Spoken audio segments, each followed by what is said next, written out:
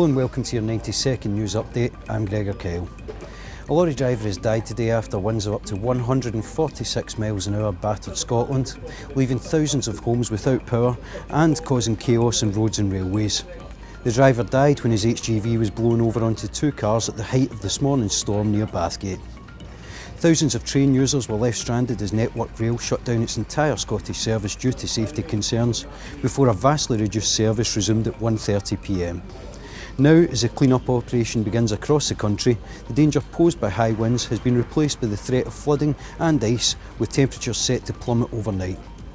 In entertainment news, Nigella Lawson is back in court today, giving evidence in the trial of her former PAs having admitted to occasionally taking cocaine and cannabis. The TV chef has said that she is not proud of her actions, but that she is not an addict. Finally, a storm is brewing among Scotland's referees over what they claim was the overly lenient punishment handed down to Dundee United striker Nadir Ciftci. The Tannadice player was given a two-match ban for manhandling assistant referee Gavin Harris after a red card against Inverness last month.